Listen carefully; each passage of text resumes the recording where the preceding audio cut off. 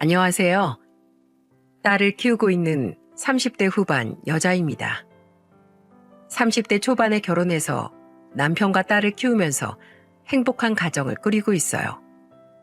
남편도 시댁도 속 썩이는 사람 하나 없지만 제가 이런 사연을 쓰게 된 건 특별한 가족을 소개하고 싶어서랍니다.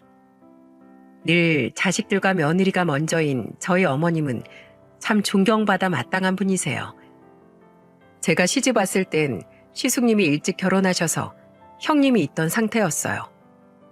남편이 17살 때 시아버님이 세상을 떠나면서 시숙님이 어머님과 생계를 책임졌다는 말을 들었던 적이 있습니다. 그래서 그런지 시숙님이 참 듬직해 보이더라고요. 어머님도 그런 시숙을 보면서 안타까운 목소리로 옛날 이야기를 저한테 들려주시곤 하셨어요. 우리 둘째 아들이 17살 때 남편 먼저 보내고 내가 남의 집 일해주면서 3남매 키웠는데 언제 이렇게들 다 컸는지 참 세월이 빠르구나. 파출부 다닐 때만 해도 내 새끼들 어떻게 다 키우나 싶었는데 그래도 큰아들이 있어서 얼마나 든든했나 몰라.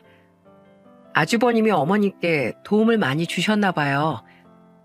큰아들이 자기는 대학 안 가도 된다고 포기하고 전기 기술을 배웠어. 맨날 고된 일 하러 다니는데 내가 얼마나 속이 상했나 몰라. 어머님은 시숙이 대학도 포기하고 기술을 배워서 위험한 일을 하러 다니는 걸 마음 아파하셨다고 해요. 들어보니까 시숙은 그렇게 번 돈을 집안에 보태고 있었던 거죠. 그 덕분에 남편과 아가씨는 공부를 다 마치고 대학교까지 졸업할 수 있었던 겁니다. 시숙이 집안에 헌신했기 때문에 어머님과 남편, 아가씨까지 모두 지금처럼 살 수 있었던 거라고 늘 어머님은 입버릇처럼 말씀하셨죠. 일찍 돌아가신 시부 때문에 온 가족이 오히려 똘똘 뭉쳐서 살았다고 했어요. 그런 어머님은 자식들만큼이나 며느리들도 많이 아껴주시는 분이셨습니다.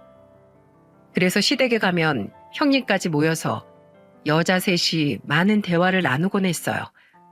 그때마다 형님은 걱정 가득한 목소리로 말했습니다.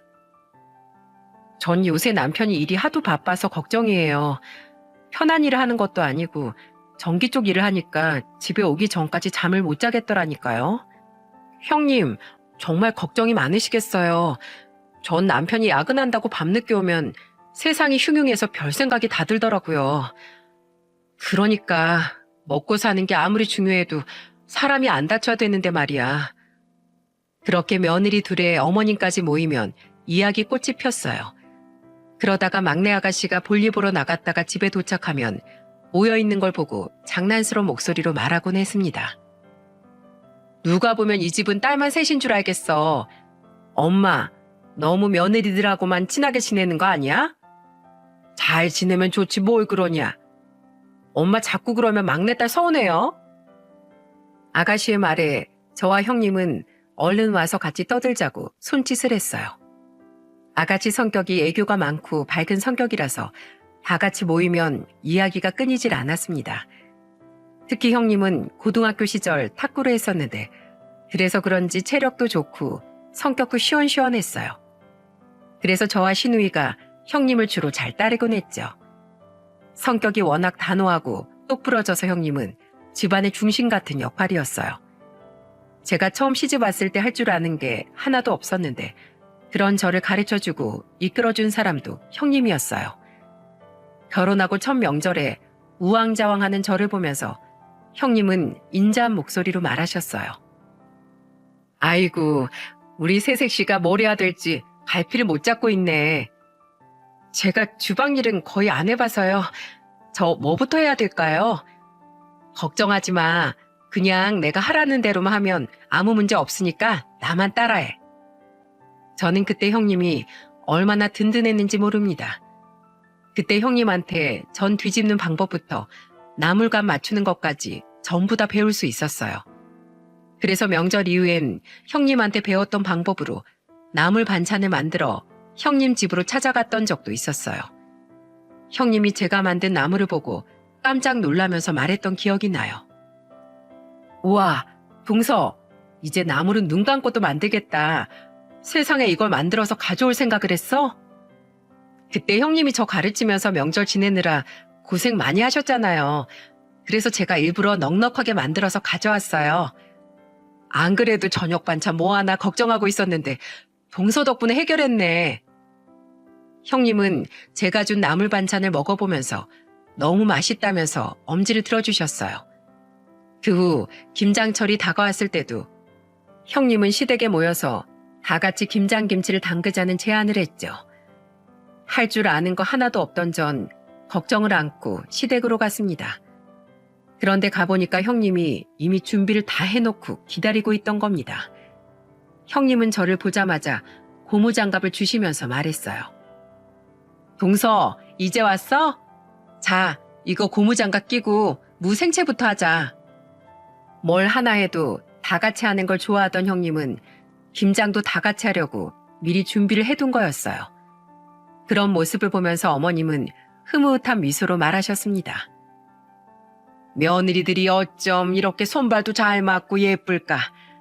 난 며느리가 아니라 너희들이 딸 같아. 어머님의 말에 형님은 장난스러운 목소리로 대답했어요. 어머님은 오늘 간 봐주셔 하니까 거기 가만히 앉아만 계세요. 아셨죠? 김치라도 좀 나눠 먹으려면 나도 일해야지. 에이, 됐어요. 세상에 어떤 딸이 엄마 일을 시켜요. 그러니까 어머님은 그냥 거기 앉아만 계세요. 형님의 말에 저도 한마디 거들면서 말했어요. 맞아요. 어머님은 앉아만 계세요. 제가 보니까 형님 말만 잘 들으면 김치도 아주 뚝딱일 것 같아요. 아이고, 며느리들 많아서 내가 아주 호강하네. 어머님은 저와 형님의 말에 한박 웃음을 지으셨어요. 그제야 형님과 저는 김장을 하기 시작했죠. 곧이어 시누이도 퇴근하고 오자마자 김장에 참여했고 남편과 시숙도 아이들을 데리고 도착했어요. 그렇게 한자리에 모인 식구들과 김장김치 맛을 보면서 김장을 끝낼 수 있었습니다. 그때 어머님이 미리 수육을 준비하고 계셔서 가족들은 김장 뒤풀이로 수육을 먹게 됐답니다. 그리고 오랜만에 가족들이 다 모인 김에 근황을 물으면서 대화가 시작됐어요. 수육을 먹던 남편이 어머님 손목을 보더니 걱정스러운 목소리로 물었습니다. 엄마, 손목에 상처 뭐예요? 저번에 말한 청소일 정말로 다니시는 거예요? 아, 이거 그냥 종이에 살짝 긁힌 거야. 괜찮아. 그냥 쉬실 때도 됐잖아요. 저희가 용돈도 드리는데 왜 그렇게 일을 하려고 하세요? 됐어. 놀면 뭐해. 난 평생 일했던 사람이라 하루라도 쉬면 오히려 병나. 돈도 벌고 운동도 하고 얼마나 좋은데. 요즘엔 시설 좋은 건물들이 많아서 별로 힘들지도 않아. 어머님은 남편의 말에 걱정 말라면서 말하셨어요. 평생을 팥줄부 일을 하면서 3남매를 키워내시고도 어머님은 절대 쉬지 않으려고 하셨죠. 그리고 그렇게 번 돈으로 손자 손녀들 용돈 주는 게 너무 행복하다는 말까지 하셨어요. 혼자서 자식 셋을 키워내는 일이 어디 보통 일이겠습니까? 저는 딸 하나를 키우고 있는데도 가끔은 너무 힘들어서 정말 어머님이 대단하다는 생각이 절로 들었어요. 심지어 형님은 아들 하나, 딸 하나를 키우고 있었는데 어머님을 보면서 감탄하는 목소리로 말할 정도였습니다. 생각해보면 어머님 정말 대단하신 것 같아요. 저는 애 보고 집안일까지 하고 나면 지쳐서 아무것도 못하겠던데 정말 대단하세요. 운동했던 제가 이 정도인데 어머님은 얼마나 힘드셨겠어요. 아휴, 내 새끼들이 나만 보고 있는데 엄마가 못할 게 뭐가 있어. 다 그렇게 사는 거야. 형님과 저는 혼자서 3남매를 키워내신 어머님을 참 대단하다고 생각했어요. 그렇게 하나 있던 시누이가 결혼하던 날 어머님은 남몰래 참 많이 우셨죠. 힘들게 키운 딸이 시집을 가니까 아쉽기도 하고 잘 살길 바라는 마음에 눈물이 났다고 했습니다. 그러면서 어머님은 울먹이는 목소리로 이런 말까지 하셨답니다. 우리 딸은 내 팔자 안 닮고 남편이랑 오순도순 잘 살아야 할 텐데. 어머님 걱정 마세요. 아가씨 누구보다 잘 살 거예요. 어머님께 사랑 듬뿍 받았으니까 분명히 행복한 가정 꾸릴 거예요. 제 말에 어머님은 눈물을 닦으셨어요. 그러면서도 말로는 자식들 다 시집 장가 보내놓고 어머님은 이제야 한숨 돌린다면서 장난스러운 말을 하기도 하셨죠. 아가씨와 둘이 지내던 집에 어머님 혼자 계셔서 적적하실까봐 저와 형님이 애들을 데리고 자주 갔어요. 그때마다 어머님은 손주들을 보면서 말하셨습니다. 우리 손주들 쑥쑥 크는 거 보는 게 제일 좋아. 우리 며느리들이 아주 애들도 잘 키우고 야무지다니까. 어머님은 유일한 낙이 손주들 보는 거라면서 즐거워하셨죠. 그러던 어느 날 어머님이 60대 중반쯤 되던 해 갑자기 식구들을 모아놓고 뜬금없는 소리를 하셨어요. 갑자기 모이라고 하신 게 이상했는데 형님이 궁금함을 참지 못하고 묻더군요. 어머님, 무슨 일 있으세요? 갑자기 다 모이라고 해서 깜짝 놀랐어요. 그게 아니고 내가 중요하게 할 말이 있어서 내가 만나는 사람이 있어서 너희들도 한번 보여주려고. 어머님의 충격적인 말씀에 온 가족이 두 눈을 동그랗게 뜨고 쳐다봤어요.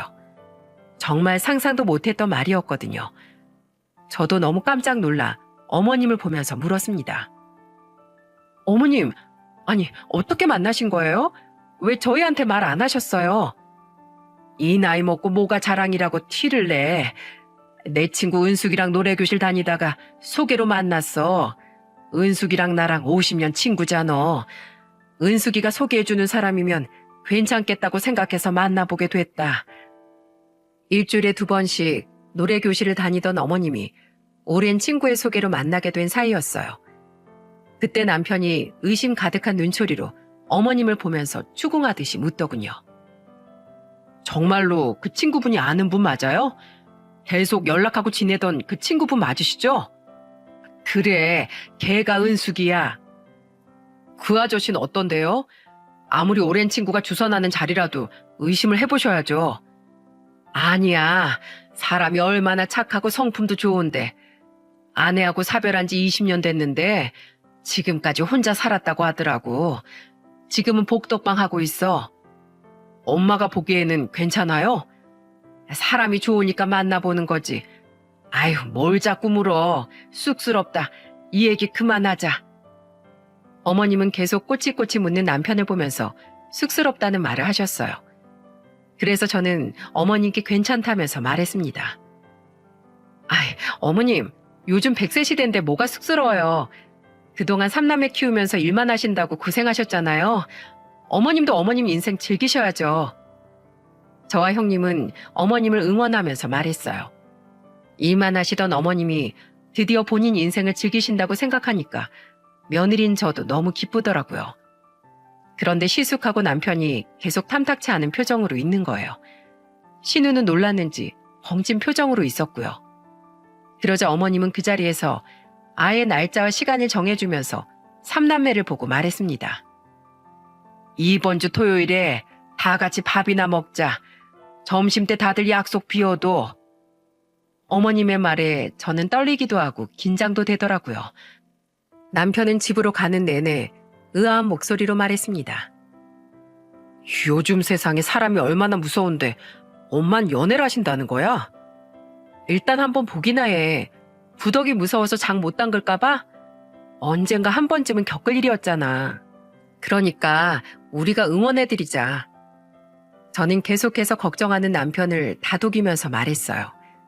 어머님도 22년 만에 하시는 연애인데 일단은 응원해드리는 게 맞다고 생각했거든요.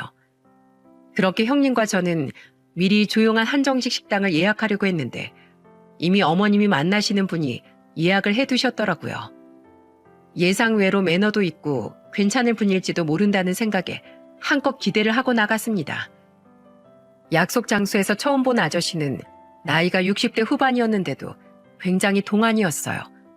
거짓말 조금 보태서 7, 8년은 더 어려 보이는 외모였다니까요. 게다가 머리숱도 많고 키도 커서 그 나이처럼은 안 보이더라고요. 처음 인사를 나누고 앉았는데 차분한 목소리로 시숙을 보면서 말하셨어요. 큰아들이라고 했었죠? 오는데 길은 안 막혔어요? 네, 오는 길은 괜찮았습니다. 저희가 식사를 대접하려고 했는데 미리 예약하셨다고 해서 놀랐어요. 당연히 처음 인사하는 자리인데 내가 대접해야죠. 오늘은 맛있는 식사로 나왔다고 편하게 생각해요.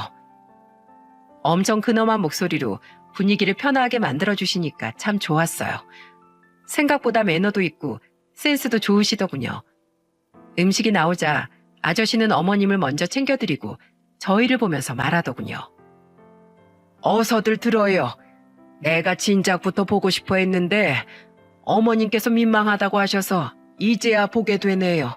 다들 나와줘서 다시 한번 고마워요. 그 말에 정말로 어머님을 배려하고 이해해주는 모습이 느껴졌어요. 그리고 밥을 먹는 내내 어머님을 제일 먼저 챙기는 모습에 제가 다 감사했네요. 자식들 앞이라고 억지스럽게 잘 보이려고 하는 게 아니라 정말 자연스러운 모습 같았거든요. 그렇게 밥을 먹은 후 시숙이 아저씨를 보면서 날카로운 질문을 하기 시작했습니다. 실례지만 자녀분들은 어떻게 되세요? 난 딸만 둘 있어요. 지금은 다 시집가고 나 혼자 지내지만 종종 사위들이랑 놀러도 오곤 해요. 딸만 둘이라고 하셨는데 따님들은 저희 엄마에 대해 알아요? 당연히 알죠.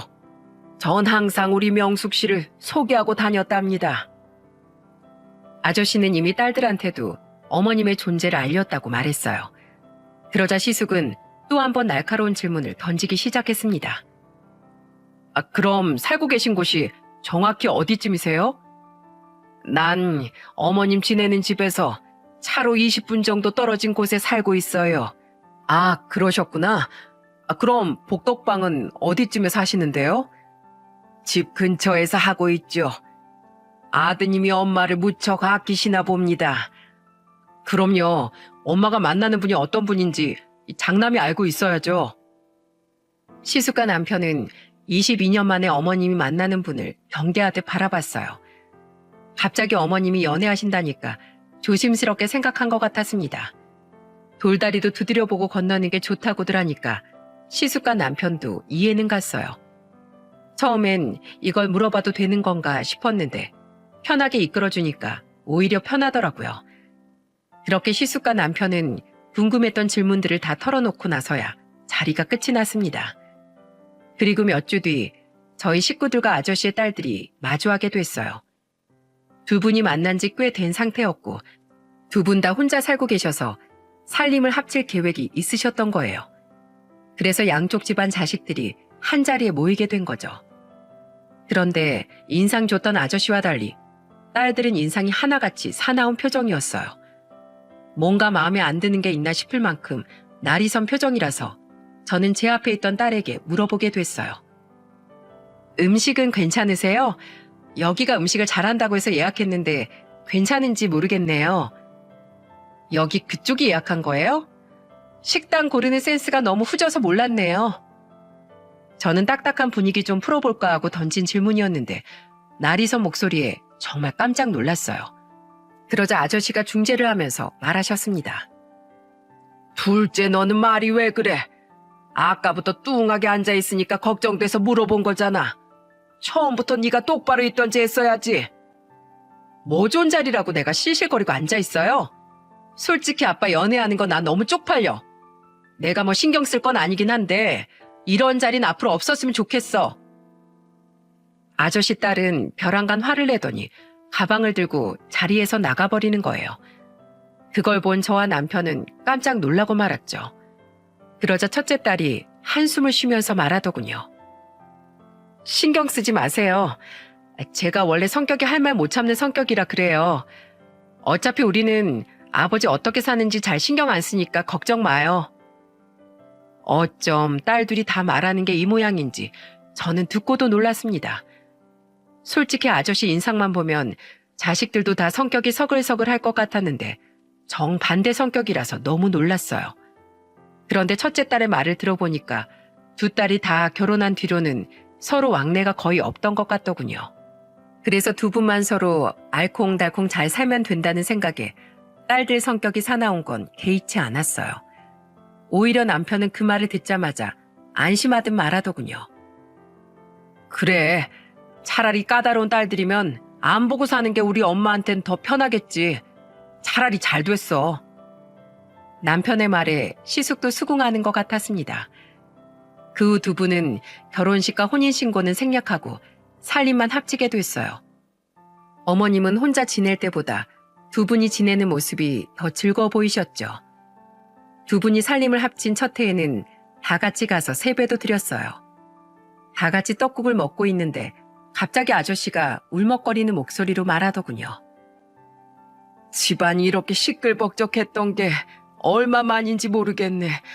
다들 이렇게 와줘서 고마워. 제법 사이가 가까워졌다고 생각했는데 아저씨는 눈물까지 글썽이면서 고마워했어요. 정말 아저씨 딸들은 살림을 합친 뒤에도 전화만 가끔 할 뿐 직접 찾아오는 일은 드물었던 것 같습니다. 그런 딸들과 지내시다 이렇게 북적이는 걸 보고 얼마나 즐거우셨겠어요. 그래서 저와 형님이 일부러 음식도 많이 했는데 어머님은 그런 저희를 걱정하면서 주방까지 오셨어요. 아이고, 우리 며느리들 손 큰 것 좀 봐. 아니 이걸 다 언제 먹으려고 다 준비했어? 에이, 어머님, 모자란 것보다 남는 게 나아요. 어머님이 깜짝 놀란 목소리로 소리치자 아저씨도 주방으로 오셨더군요. 그리고 저와 형님이 딱 해오신 걸 보더니 호탕하게 웃으면서 말하셨어요. 손 큰 며느리들 보기만 해도 배가 부르네. 역시 사위보단 며느리라니까. 아저씨가 손으로 따봉을 날려주시는 포즈를 취하시길래 전 신이 나서 맞장구를 치면서 말했습니다. 그렇죠? 아저씨도 드셔야 하는데 많으면 많을수록 좋잖아요. 그럼 그렇고 말고. 그렇게 장난스러운 대화를 하다가 아저씨가 가시자 형님이 제 옆구리를 찌르면서 말했어요. 동서, 아저씨가 뭐야. 어머님 입장이 뭐가 되겠어. 그냥 아버님 부르면 될 걸 굳이 아저씨라고 해야겠어? 아버님이요? 우리가 계속 아저씨라고 하면 인정하지 않는 것 같잖아.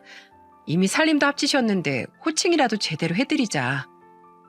그래서 저는 형님과 같이 호칭을 아버님이라고 부르기 시작했어요. 며느리들이 호칭을 아버님이라고 하니까 어머님은 내심 기뻐하는 눈치였죠. 하지만 시숙과 남편은 호칭 부르는 걸 아예 피하고 있었어요. 아버님과 남편이 대화하는 걸 들어보면 호칭이 다 빠져 있더라고요. 집을 나서면서 인사를 하는데도 남편은 두 분을 보면서 이런 식으로 인사를 했습니다. 저희는 이만 가볼게요. 그럼 어머님이랑 같이 푹 쉬세요. 그래. 조심해서 가거라. 남편은 어머님은 불러도 아버님은 절대 부르지 않고 노골적으로 피하더군요. 그 모습이 이해가 가기도 했어요. 17살 때 떠난 아버지의 자리를 어떻게 한순간에 채울 수 있겠습니까? 그래도 어머님께선 말년에 행복한 여자로 사시는 모습이 너무 보기 좋았어요. 형님과 저는 어머님이 꽃처럼 예쁜 인생을 살기만을 바랬죠. 그렇게 한 2년 동안 너무나 행복한 어머님 모습을 보고 살았던 것 같아요. 그런데 어느 시점부터인가 어머님이 조금 이상하게 느껴졌어요. 아무래도 두 분이 살림을 합친 뒤부터는 자주 보진 못해도 종종 연락은 하고 지냈는데 점점 어머님이 연락이 안 되는 거예요. 그래서 슬슬 걱정되던 찰나에 어머님께서 전화를 해주셨더라고요. 둘째야, 잘 지내? 별일은 없지? 네, 그럼요. 어머님은 잘 지내세요? 요새 통 전화도 안 받으시고 무슨 일 있으세요? 아니야. 전화 벨소리 못 들어서 그런가. 전화가 온지도 몰랐네. 어머님, 병원에는 가보셨어요? 목소리 힘도 하나도 없으시고 그러다 정말 병나시겠어요. 벌써 병원 갔다 왔어. 저기, 근데 둘째야. 내가 뭐 하나 부탁을 해도 되겠니? 네, 어머님 말씀하세요. 내가 비상금이 좀 필요한데 혹시 나한테 1,000만 원만 좀 빌려줄 수 있을까? 1,000만 원이요? 갑자기 급한 게 좀 필요해서 그래. 난처한 목소리로 부탁하는 어머님이 저는 의아했어요. 도대체 얼마나 큰 돈이 필요하길래 저한테까지 1,000만 원이나 빌리려고 하시나 싶었거든요. 평생 한 번도 쉬지 않고 돈만 버셨던 어머님은 모아둔 돈도 꽤 있는 걸로 알고 있었어요. 분명 1,000만 원 정도는 충분히 있으실 텐데 정말 급한 일이 생겼나 싶었죠. 그래서 저는 어머니께 걱정 말라면서 말했어요. 그럼요. 어머님 용돈 보내드리던 계좌로 보내드리면 되는 거죠? 제가 남편한테 말하고 바로 보내드릴게요. 그래, 고맙다. 처음으로 저희한테 손을 벌리시는 어머님이 이상하긴 했어요. 그래도 남편은 어머님이 평소에 한 번도 도와달라고 하시는 분이 아닌데 우리한테까지 부탁할 정도면 정말 급한 일 같다면서 어머니께 1,000만 원을 송금해드렸어요. 그런데 며칠 뒤 형님과 둘이 밥을 먹게 됐는데 거기서 저는 형님의 말에 깜짝 놀라고 말았습니다. 형님과 대화하다가 어머님 이야기가 나왔는데 형님이 저한테 궁금한 표정으로 묻더군요. 동서, 혹시 어머님한테 전화 받은 적 있어? 네, 며칠 전에 전화 오긴 하셨어요. 그래, 혹시 어머님이 좀 돈 빌려달라고 말하지 않으셔? 어떻게 하셨어요? 저한테 1,000만 원 빌려달라고 하셔서 남편이 1,000만 원 보내드렸거든요. 정말? 나한텐 2,000만 원 빌려달라고 하시더라고. 네? 2,000만 원이요? 그래서 보내주셨어요? 당연하지. 어머님이 우리한테 손 벌릴 분이 아니시잖아. 그래서 남편이 바로 2,000만 원 보내드렸지. 아니, 근데 그러고도 동서한테 또 1,000만 원을 빌리신 거야? 이거 좀 이상하지 않아? 어머님이 대체 그 큰 돈이 어디에 필요하신 거야? 그래도 별일 없겠죠. 어머님 현명하시고 똑똑한 분이시잖아요. 형님은 아무래도 어머님이 이상하다면서 말하기 시작했어요. 평소 시숙이 전기 기술자로 일하면서 돈을 꽤 많이 벌고 있었기 때문에 형님한테는 2,000만 원이나 빌려가신 것 같았습니다. 솔직히 3,000만 원이나 어머님이 어디에 필요할까 참 의아했어요. 그래도 어머님이 돈을 막 쓰는 분이 아니니까 전 정말로 급한 일이 있을 거라고 믿었습니다. 그런데 한 달 뒤 형님한테서 다급한 전화가 걸려온 거예요. 동서, 어머님한테 또 전화가 왔어. 정말요? 어머님 요새 전화도 잘 안 받으시던데 전화가 형님한테 온 거예요? 그렇다니까. 근데 어머님이 그때 2,000만 원 빌려가시고 또 3,000만 원을 또 빌려달라고 하시더라니까. 이거 좀 이상하지 않아? 내가 무슨 일이냐고 물어도 그냥 급한 일이라고만 하시니까 나도 진짜 답답해 죽겠어. 어머, 3,000만 원을 또 빌려달라고 하셨다고요? 그래서 형님은 어떻게 하셨어요? 남편이 3,000만 원 보내드렸지. 우리 남편 어머님 일이라면 자다가도 벌떡 일어나는 사람이잖아. 근데 난 계속 찜찜한 거야. 평소에 돈 안 쓰던 분이니까 너무 걱정되더라니까. 동선 안 그래? 그래도 현명한 분이니까 괜찮을 거예요. 저는 형님 전화에 정말 깜짝 놀랐어요. 아무래도 저와 남편은 일반 월급쟁이라 대출금 내고 살기도 벅차서 어머님이 시숙님께 전화를 했던 것 같았습니다. 시숙이 전기 기술자로 일해서 넉넉하게 사는 편이었거든요. 그런데 정말 안 그러던 사람이 계속 돈을 빌리니까 너무 찜찜한 거예요. 형님과 저는 계속 찜찜한 마음이 들었지만 뚜렷한 물증이 없어서 괜찮을 거라고 생각을 정리하려고 했어요. 하지만 그 후 저와 형님이 마주한 현실은 생각보다 더 충격적이었습니다. 곧 있으면 명절이 다가오는데 어머님이 계속해서 연락이 닿질 않았어요. 그래서 저는 답답한 마음에 여러 차례 전화 시도를 했었죠. 그런데 한참 만에 전화를 받은 어머님이 저한테 당황한 목소리로 말하셨어요. 그래. 둘째야. 전화했었니? 어머님, 무슨 일 있으세요? 왜 이렇게 연락이 안 되시는 거예요? 내가 집안일을 하고 있어서 못 받았어. 왜? 무슨 일 있어?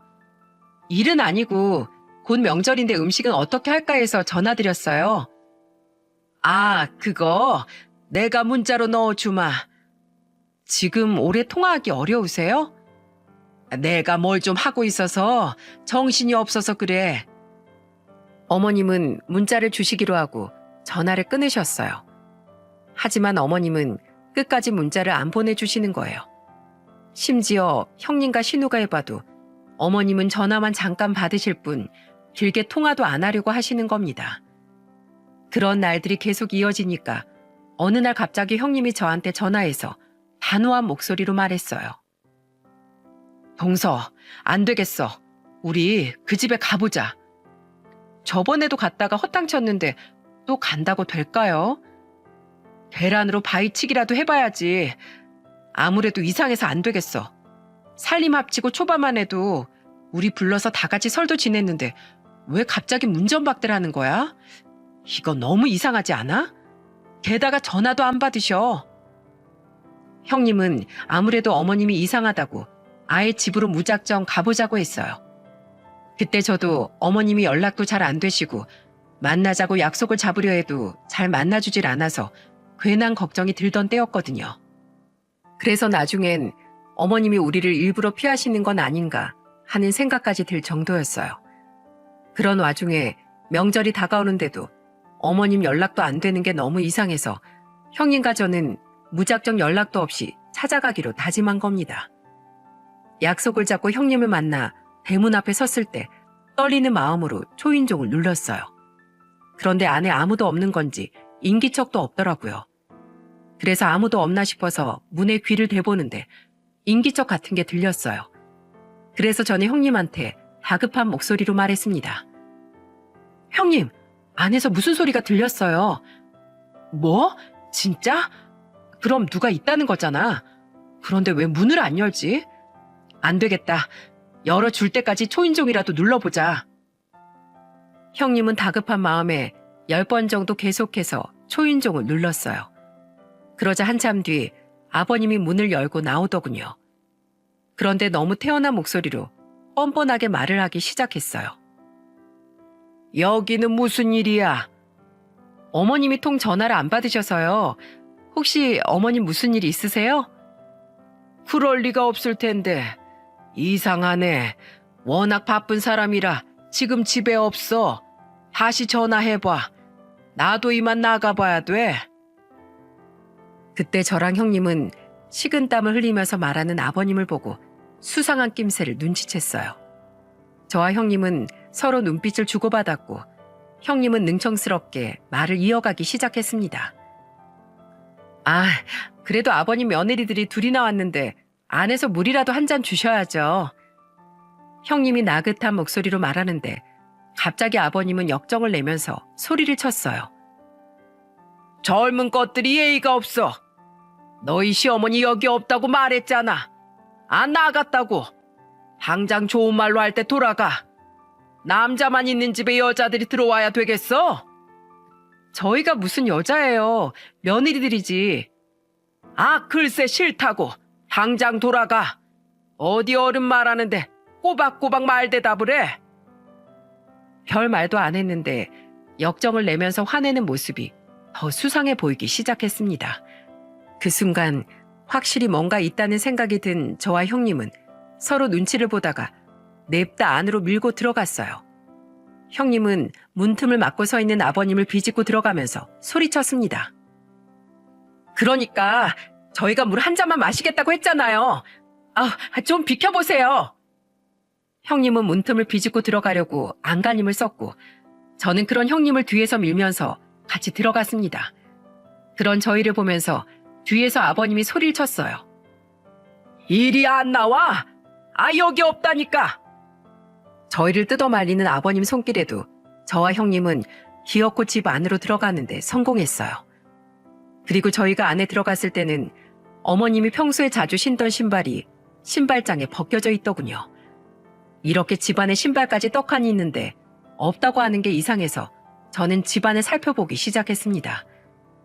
그런데 집안의 다른 방문들은 다 열려 있는데 오로지 안방문만 굳게 닫혀 있는 거예요. 그래서 전 망설임 없이 안방 앞에서 문을 두드리면서 소리쳤어요. 어머님, 여기 계시는 거 맞죠? 빨리 문 열어보세요. 왜 문을 잠가 놓으세요? 네? 제가 안방 앞에서 문을 두드리고 소리치니까 아버님은 또다시 저를 부르면서 소리쳤습니다. 왜? 없는 사람을 여기서 찾아? 경찰 부르기 전에 당장 나가. 신발이 여기 있는데 왜 자꾸 없다고 하세요? 대체 이유가 뭐냐고요? 네 시어머니가 보기 싫다고 했다. 됐냐? 제가 어머니께 직접 들을 테니까 당장 안방 문 좀 열어보세요. 나 여기 집주인이야. 내 집에서 왜 나보고 문을 열라고 명령질이야? 주거 침입으로 경찰 부르세요. 어디 불러보시라고요. 오늘 여기서 어머님 얼굴 확인하기 전까지 저 한 발자국도 못 나가요. 저는 절대 그냥 못 나간다면서 소리쳤습니다. 그렇게 형님과 같이 아버님을 상대로 실랑이를 벌이고 있는데 굳게 닫혀있던 안방문이 열리는 게 아니겠어요? 그리고 문틈 사이로 나오는 어머님의 모습을 보고 저는 입을 다물지 못했습니다. 그동안 어머님은 굉장히 살도 많이 빠져 있었고 단발이었던 머리도 커트로 짧게 자른 상태였어요. 게다가 저와 형님을 더 놀라게 만든 건 반팔을 입고 있던 어머님의 팔과 목 쪽으로 보이는 멍자국이었습니다. 그걸 보자마자 저는 어머님을 살피면서 놀란 목소리로 물었어요. 어머니, 괜찮으세요? 이 멍자국은 다 뭐예요? 대체 왜 이렇게 되신 거예요? 안 본 사이 많이 야인 어머님을 보고 저는 눈물이 흘렀습니다. 제가 어머님을 살피는 사이에 형님은 경찰에 신고하고 있었죠. 그리고 시숙한테 전화를 걸어서 자초지종을 설명하고 있었습니다. 그제 어머님은 서럽게 울기 시작하더군요. 이런 모습 보여줘서 미안하다. 다 내 죄야. 내가 사람 보는 눈이 너무 없었어. 나 이제 더 살아갈 자신이 없구나. 서럽게 우는 어머님을 끌어안고 저는 같이 눈물을 흘렸습니다. 그런 저희를 보고 그동안 가면을 쓰고 있던 아버님이 아예 본색이 나오기 시작했어요. 정말 사람이 어쩜 그럴 수 있는지 뻔뻔하게 말하더군요. 아, 저 옆편 내가 또 저런다. 내가 무슨 짓을 했다고 그래? 내가 손찌검을 했어? 뭘 했어? 당신 혼자 다친 거잖아. 왜 생사람을 잡아? 증거 있어? 우는 어머님을 보면서 고래고래 소리 지르는데 정말 기가 막히더라고요.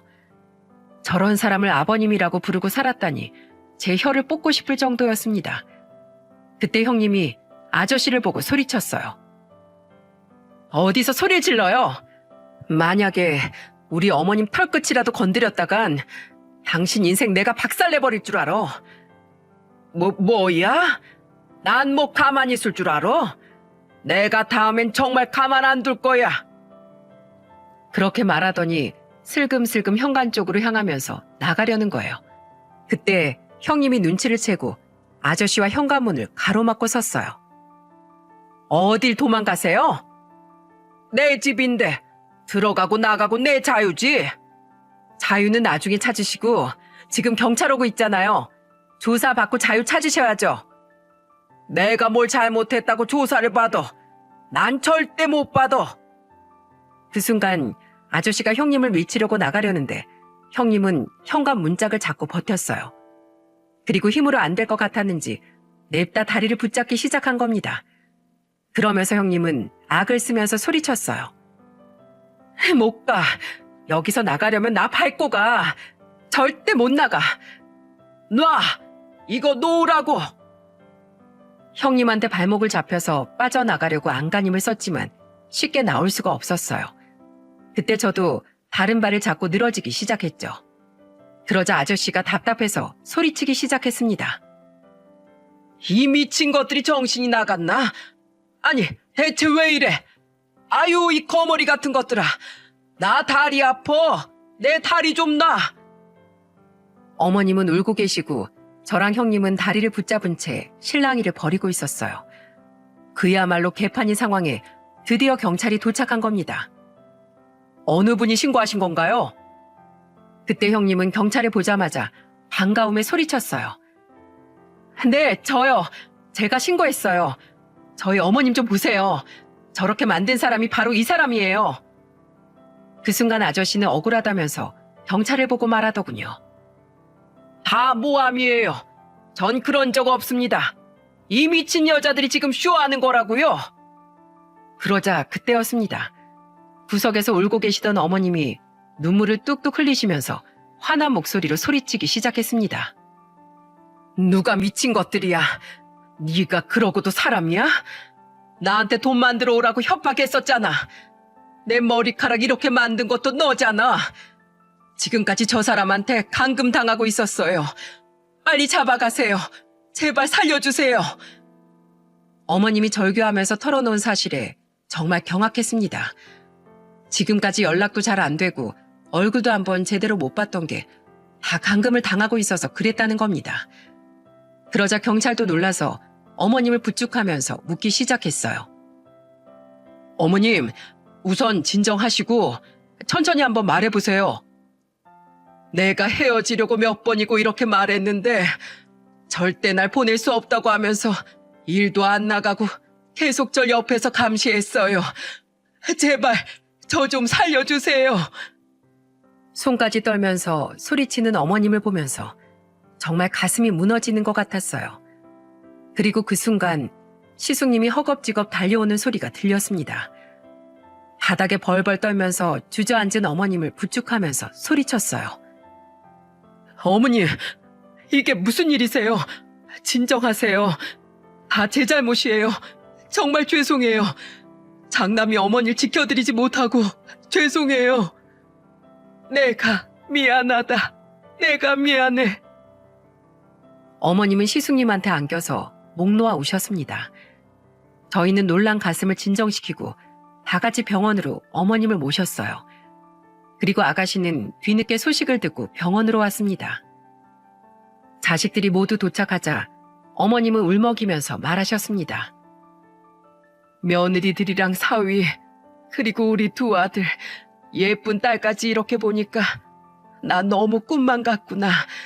너희들 못 볼까봐 너무 무서웠다. 그러자 아가씨가 놀란 목소리로 소리쳤어요. 아니야, 엄마. 내가 신경 썼어야 했는데 미안해. 이제 어디 가지 말고 우리 곁에서 지내세요. 대체 무슨 일이 있었던 거야? 아가씨는 놀랐는지 어머님 곁에서 떨어질 생각을 안 했습니다. 그리고 무슨 일이 있던 거냐면서 물었죠. 그러자 어머님은 충격적인 소리를 털어놓기 시작했습니다. 부동산 투자를 하라고 날 협박했어. 내가 모은 돈 2억도 모자라서 당장 돈 구해오라고 때리고 욕까지 했어. 두 귀를 의심할 만큼 충격적인 말에 기겁을 했네요. 파렴치한 놈이 복덕방 운영한다고 말씀드렸지 않습니까? 어디서 좋은 정보를 들었다면서 어머님께 투자를 하라고 협박을 했던 겁니다. 어머님이 평생 모아두신 돈도 모자라서 자식들 돈까지 손댄 어머님 심정이 오죽하시겠어요. 끝까지 자식들 돈은 안 된다고 하니까 그놈이 글쎄 어머님 머리까지 잘랐던 거예요. 완전히 저희 어머님을 돈줄로 보고 있었던 거죠. 모든 사실을 알게 된 시숙은 경찰에 강력한 처벌을 요구하고 법적인 소송까지 불사했어요. 감금과 폭행, 협박, 모든 죄를 물으려고 정말 긴 시간이 걸렸습니다.